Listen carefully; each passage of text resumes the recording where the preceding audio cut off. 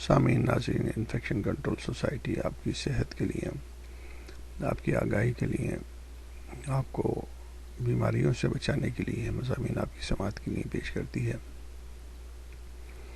دنیا بھر میں ہر سال 14 جون کو عطیہ خون کا عالمی یوم منایا جاتا ہے، یعنی کہ ورلڈ بلڈ ڈونرز ڈے کے طور پر منایا جاتا ہے۔ یہ دن منانے کا مقصد عوام الناس میں خون کے عطیات دینے کا شعور اجاگر کرنا ہے،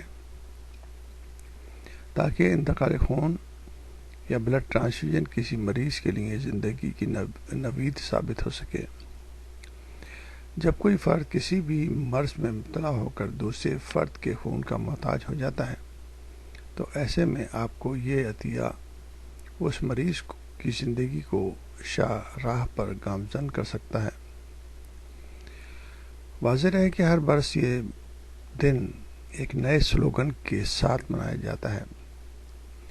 2015 میں یہ دن thank you for saving my life کے سلوگن یعنی کہ میری زندگی بچانے کا شکریہ کے ساتھ منایا جا رہا ہے۔ یعنی کہ اس سلوگن سے یہ اندازہ کر سکتے ہیں کہ اگر کسی مریض کو بلڈ ٹرانسفیوژن دی جائے یا خون کا عطیہ دیا جائے تو اس کی زندگی بچ جاتی ہے، اور وہ مریض یہ کہتا ہے کہ آپ کا شکریہ کہ آپ نے میری زندگی بچائی۔ اس دن کے حوالے سے ہم نے معروف ماہر امراض خون assistant professor doctor Rabia Ahmed کی بات چیت سے استفادہ حاصل کیا، اور یہ بات چیت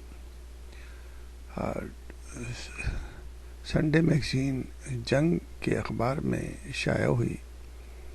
ڈاکٹر صاحبہ نے علامہ اقبال میڈیکل کالج لاہور سے MBBS کیا اور پھر 2009 میں اپنے شعبے میں FCPS کی ڈگری حاصل کی۔ اب مذکورہ کالج میں تقریباً 3 برس سے درس و تدریس کے فرائض انجام دے رہی ہیں۔ ڈاکٹر صاحبہ کو پنجاب کی جانب سے نجی اور سرکاری بلڈ بینک کی کارکردگی جانے کے لیے انسپیکٹرز بھی نامزد کیا گیا ہے۔ ان سے ہونے والی گفتگو کی تفصیل ہم آپ کو بتانا چاہیں گے تاکہ آپ کو بلڈ ٹرانسفیوژن اور اس کے مسائل کے بارے میں معلومات ہو سکے۔